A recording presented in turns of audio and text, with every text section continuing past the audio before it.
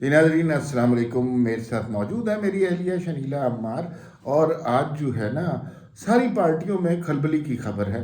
और नून लीग के लोग नून लीग से नाराज़ हैं, पीटीआई के लोग पीटीआई के से नाराज़ हैं, पीपल्स पार्टी के लोग अलबत्ता किसी से नाराज़ फ़िलहाल नज़र नहीं आ रहे।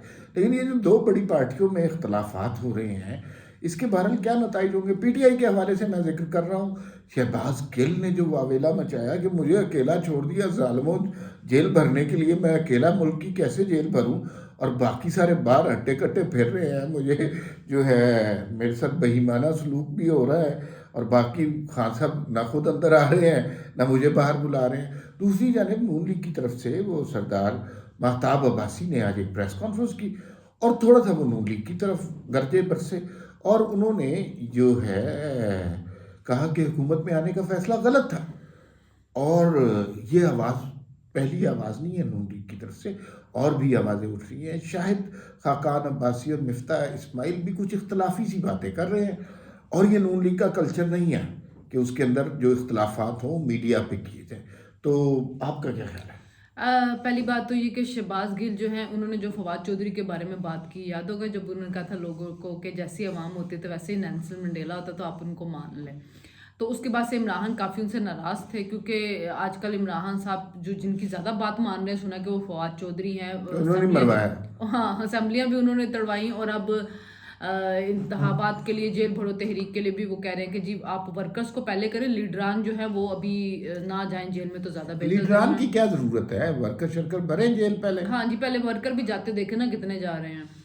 फॉर्म पता चलना चाहिए। वैसे तो लाखों करोड़ों का दावा हो जाएगा कि लोगों ने फॉर्म फिल करके दे दिए हैं, लेकिन एक्चुअली कितने लोग जाएंगे ये तो उस दिन पता चलेगा। जैसे इनके जांच के अंदर भी लाखों लोग आते हैं, करोड़ों लोग आते हैं, और फिर उसके बाद वहां पे एक 70,000 लोग, छोटी सी नदी होती है। 70,000 लोग अमेरिका से आए हैं और जेल में भर गए। हाँ, और 80,000 लोग बर्तानिया से आए हैं और वो भी सारे जेलों में जाने के लिए जेल तैयार हो में गए। भर गए हैं। हाँ जी, भर गए हैं। जर्मनी से भी आ गए हैं, और आपके इधर से फ्रांस से भी आ गए हैं।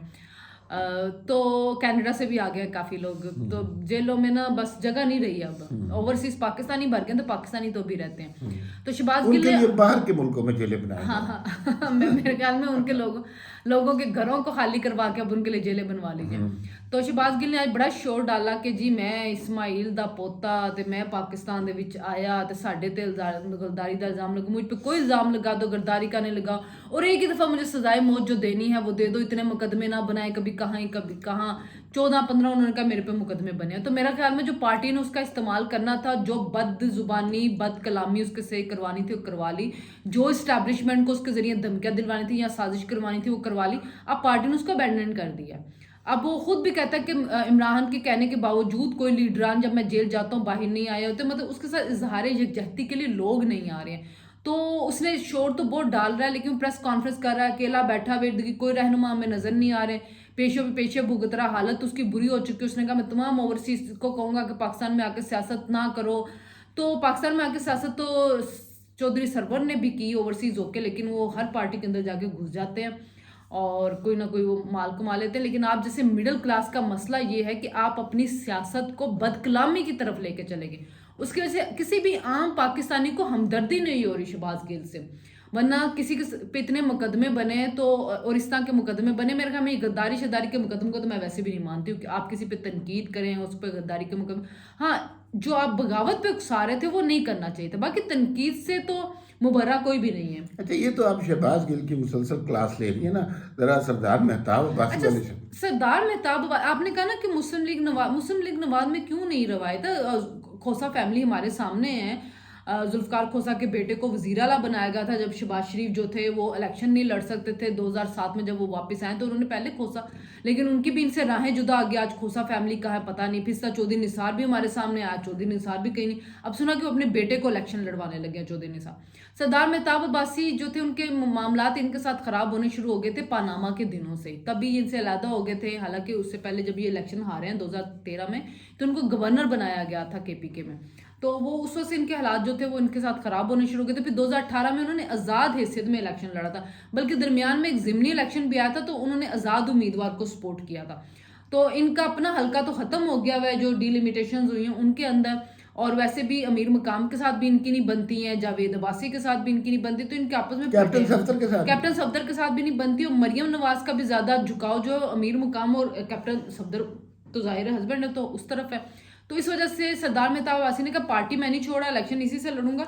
लेकिन उन्होंने तनकीद ये की कि आपको इक़्तिदार में नहीं आना चाहिए था, इमरान खान जो बाकी सारे कह रहे हैं, पीछे तो मुशाहिद हुसैन भी फुदक रहे थे ना ये करके। इस्टेब्लिशमेंट का बंदा है, हमेशा जिधर इस्टेब्लिशमेंट देखती है उधर मुड़ जाता है। भांजे को कि भतीजा कौन है फहद हुसैन, उसको आपने मिनिस्टर बनाया हुआ वहां पे, और आगे कह रहे हैं कि जी असम्बलियां तोड़ दें, इलेक्शन में चले जाएं, क्योंकि सियासी तौर पे इररेलेवेंट हो चुके हैं मुशाहिद हुसैन। आपको कोई उनकी सियासी रेलिवेंस नजर आती है? तो मुझे लगता है कि ऐसे लोग फिर ये तनकीद करके वैसे सामने आने की कोशिश करते हैं। लेकिन अगर कोई इख्तलाफात हैं, मेहताब अब्बासी पुराने वर्कर हैं, तो मरियम नवाज अगर आई हैं तो मरियम नवाज को अब जाना चाहिए। हकान अब्बासी के बारे में वैसे देखें अजीब सी बात है, वैसे सबको शक होता था साद रफीक के ऊपर, ख्वाजा आसिफ के ऊपर, एहसन इकबाल, याज सादिक के ऊपर कि ये जिस्टैब्लिशमेंट के लोग हैं, ये मियाँ साहब के बयानी के साथ, ये उनके नज़रिए के साथ नहीं, ये मरियम को पसंद नहीं करते। हकान अब्बासी सच्चा वफादार मरियम के उसके नज़रिए के साथ, मरियम के साथ चलेगा, मियाँ साहब के साथ चलेगा। उनके इख्तलाफात सामने आ रहे हैं, वो बाकी लीडर मरियम को रिसीव करने पहुंच गए थे। अच्छा, इसमें मैं एक और इस एंगल के हवाले से तो नहीं बात करता, लेकिन मरियम नवाज का पाकिस्तानी सियासत में इम्पैक्ट बड़ा है, माने ना माने। मतलब मरियम नवाज ने एक दो प्रेस कॉन्फ्रेंस की, उसमें ना ज़्यादा फोकस किया कि हमारे लीडर तो मतलब 2-2 सालों की जेल काटते रहे, कोई भी नहीं रोया। अच्छा, उसके साथ ही पीटीआई वालों को ख्याल आया कि ये रोने की जो वीडियोस वो बना रहे हैं ना, इसमें आजम सवाती हैं, शहबाज गिल हैं, शेख रशीद हैं, तो इससे काफ़ी बेइज्जती सी हो रही है। तो फिर अब आपने देखा शेख रशीद साहब की आज जो तस्वीर आई हैं, वो इस तरह कम से कम जो है ना नेल्सन मंडेला बनने की कोशिश कर रहे हैं। और दलेरी के साथ गिल ने भी ये बात की, मैं रो तो नहीं रहा था, मैं तो मास्क मांग रहा था। हाँ, तो वो रोने, ये एक प्रेस कॉन्फ्रेंस का ये फर्क पड़ता है। एक प्रेस कॉन्फ्रेंस की है, उसका इम्पैक्ट इतना पड़ा, वो सारे रोने वाले बिल्कुल चुप हो गए हैं। हमदर्दी लेने की कोशिश करते ना, वो हमदर्दी उल्टी पड़ गई ना उनके। हाँ, और अब जनाब बात कर लेते हैं थोड़ी सी आईएमएफ के साथ मामलात पे। भाई बात ये है कि इस महंगाई को डिफेंड नहीं किया जा सकता, और लोग बड़े ही परेशान हैं, बड़े ही तंग हैं। और जब वो खबरें सुनते हैं ना कि भाई इतनी महंगाई हो रही है, बिजली के बिल और बढ़ने हैं, गैस की प्राइसेस और बढ़नी है, तो उन्हें कोई पार्टी, कोई लीडरशिप अच्छी नहीं लगती। जो शख्स ये ऐलान करता है और बाद में कहता है कि नहीं हम रियासत बचाने आए थे, वो कोई उस नारे का अच्छे तरीके से इस्तकबाल नहीं करते। आदमी बुनियादी तौर पर इनफरादी सोच का हामिल होता है, इज्तिमाई सोच कमी होती है उसके, तो वो इनफरादी सोच के अंदर उसको तो ये लगता है कि मतलब ये रियासत बचाए या सियासत बचाए, मेरा तो बेड़ा गर्क हो गया। देखिए महंगाई तो बहुत ज़्यादा, इसमें तो कोई दो राय है ही नहीं। लेकिन मेरा ख्याल में अवाम को हकाइक भी बताने चाहिए कि चीज़ें यकदम ख़राब नहीं हुई हैं, पीछे से सारा जो सिलसिला था। मैं तो बड़ी दफ़ा मतलब वीलॉग करते हुए उन चीज़ों को दोहरा चुकी हूँ कि वजूहात क्या थी। आईएमएफ के साथ चल रहे मुज़ाकरा, जाहिर है नाक की लकीरें निकलवा रहा। आपने एक दफ़ा मुआहिदा उनका तोड़ा है तो उन्होंने तो अपने पैसे वापस लेने हैं। दूसरे ममालिक भी ट्रस्ट नहीं कर रहे कि जब तक आप आईएमएफ के मुआहिदे में नहीं जाएंगे वो नहीं देंगे, क्योंकि जाहिर है डिफॉल्ट करके तो उनके पैसे फंस जाएंगे। तो चीज़ें इस वजह से अभी गुंजलिक हैं, कुछ लोगों को समझ नहीं आ रही कि आप किस तरफ सारी चीज़ें जा रही हैं। लेकिन आप हमारी सोसाइटी का भी तो देखें, अलमिया देखें कि अलमिया कहूँगी या मैं इन लोगों को कि देखें, अब पता चल रहा है कि पेट्रोल जो है उसकी शायद प्राइस बढ़ जाए, मतलब एजम्पशंस के ऊपर ना, या जी पीछे से कोई किल्लत ना हो, तो जहीरा अंदोजों ने जहीरा करना शुरू कर दिया। फिर आज भी मुसद्दिक मलिक आया, प्रेस कॉन्फ्रेंस किए, वार्न किया उन्होंने कि उन्होंने कहा कि 29 जो हमारा लॉ है उसके मुताबिक 20 दिन का हमारे पास एडवांस में ऑयल होना चाहिए, डीजल होना चाहिए, और हमारे पास 29 दिन का पड़ा हुआ है, और 15 फरवरी को नया आ रहा है। उधर से रशिया से भी चल पड़ा हुआ है, जो हमारा 35% उनके साथ हुआ है कि हमने वहां से लेना है। तो उसके बावजूद जो मतलब अटक वाला दे रहा है। कल मैं भी हूँ F7 में, जो शेल का पेट्रोल पंप है जी, वो दे ही नहीं रहा, पेट्रोल नहीं दे रहा। मैं समझी इस्लामाबाद में कहीं पे भी नहीं, हम अटक के गए, वहां पे हमें मिल गया। छोटे शहरों में जो छोटे छोटे पेट्रोल पंप है, जो बड़ी कंपनियां, उन्होंने छोटे छोटे जो पेट्रोल पंप है उन्होंने पेट्रोल जहीरा कर लिया है। ताज उन्होंने वार्न किया कि अगर अब किसी ने ये जहीरा किया, हमें कहीं से मिला, तो 2 दिन हम इनको दे रहे हैं, फिर हमने लाइसेंस कैंसिल करें। तो मेरा ख्याल है कि अब हुकूमत को अपनी रिट मनवानी चाहिए। होता ये है कि जो लोग जहीरा कर लेते हैं चीजें, अभी मैं आपको मतलब हमारे मुल्क में डॉलर की किल्लत क्यों है, लोगों ने डॉलर खरीद खरीद के अपने घरों में रखे हुए हैं। एक अंदाजे के मुताबिक 10-12 अरब डॉलर लोगों ने अपने घरों में जहीरा किए हुए हैं। तो पाकिस्तानी कौम के दुश्मन पाकिस्तानी कौम खुद ही है। हम हर चीज की किल्लत खुद पैदा करते हैं। पिछले दिनों आटे की किल्लत पैदा कर दी थी जहीरा करके सारा कुछ। जब आटा इंपोर्ट होने लगा तो फौरन आटा मार्केट में आया, सस्ता हुआ।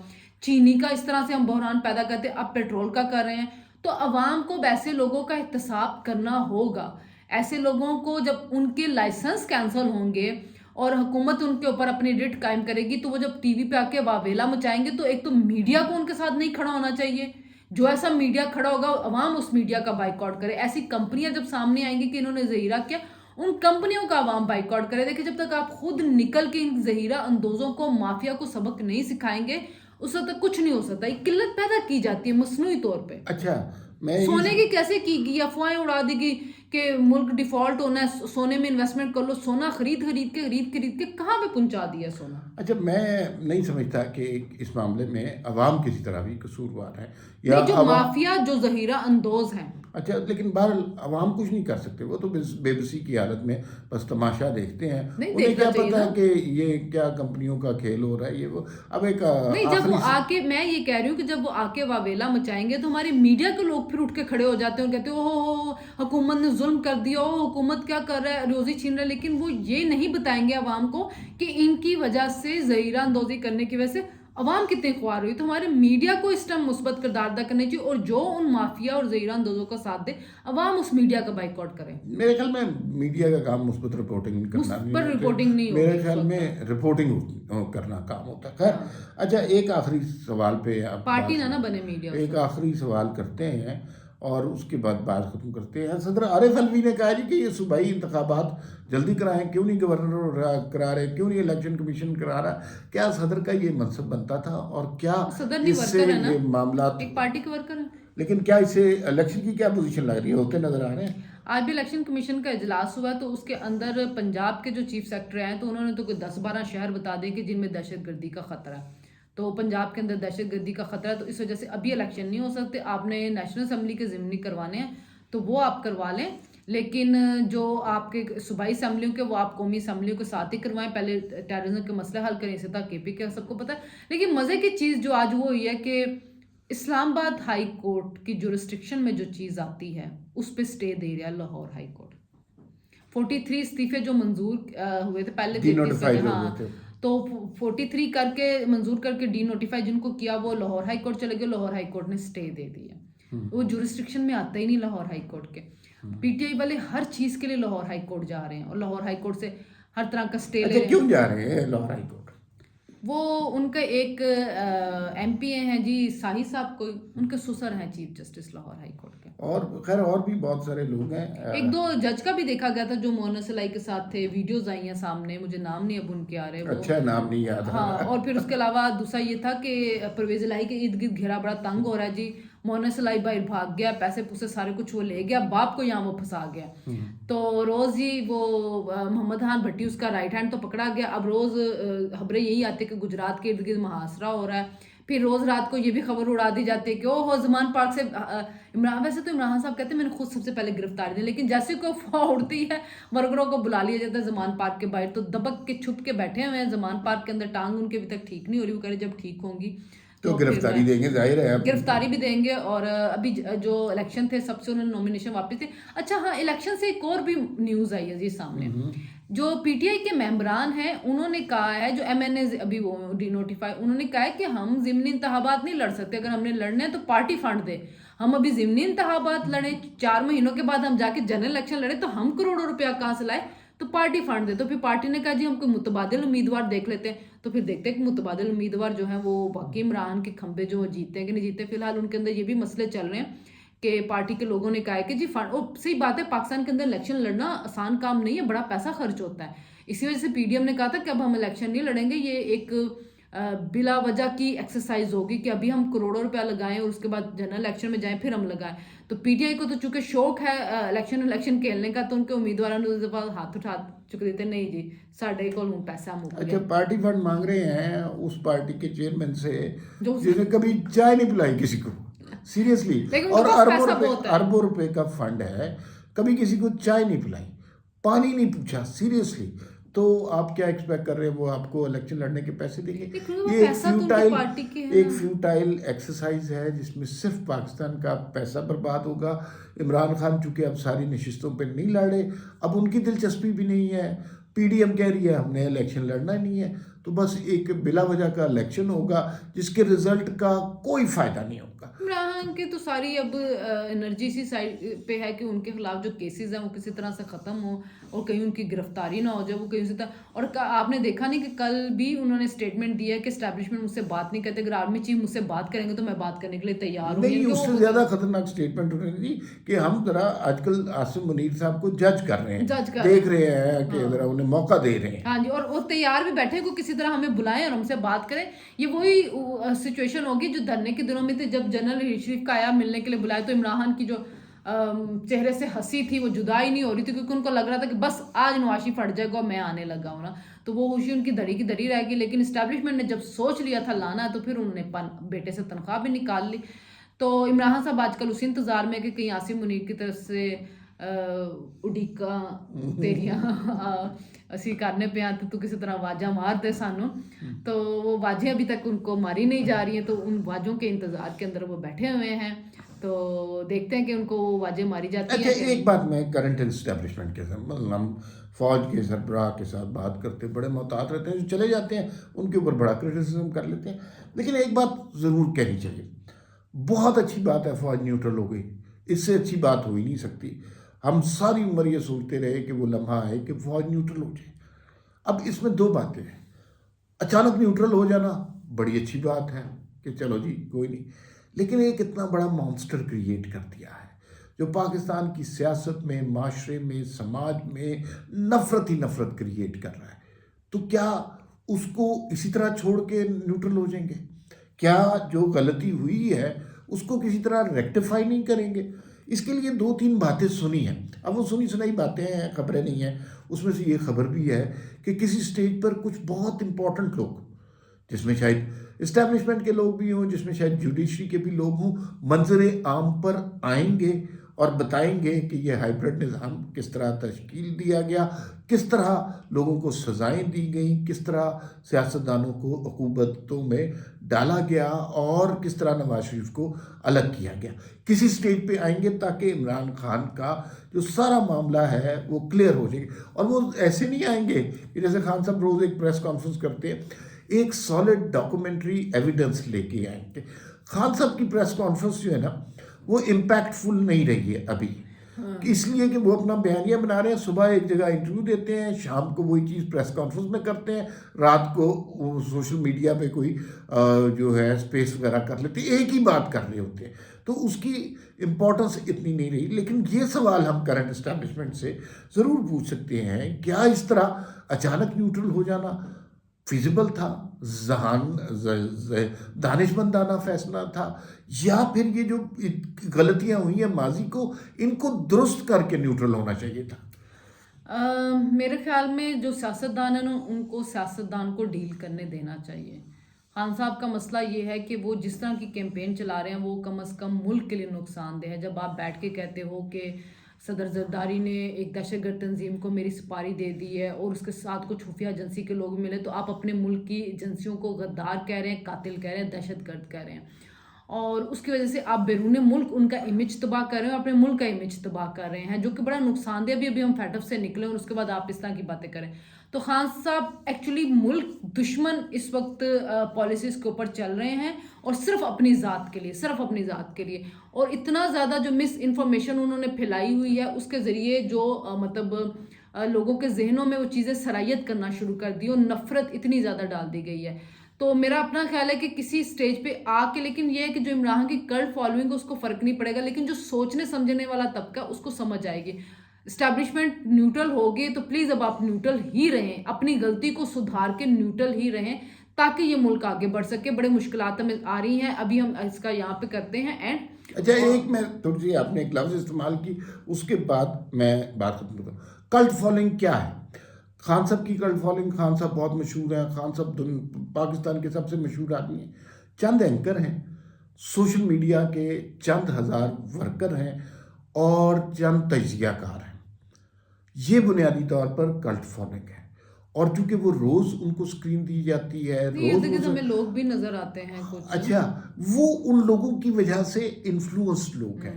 तो अगर ये कुछ लोग ना हो तो मेरे ख्याल में कल्ट फॉलोइंग और खान साहब की शोहरत का बुखार बहुत से लोगों के जहनों से उतर एक जाएगा। अकेला इमरान रियाजी 10,000 अकाउंट चलाता है और वीना मलिक का भी चलाता है। ये वैसे गलत खबर है, 10,000 FIA की अकाउंट खबर कोई है चला भाई, सकता FIA है। ने कहा। खैर फिर वक्त इतना ही, फिर मुलाकात होगी। अल्लाह हाफिज।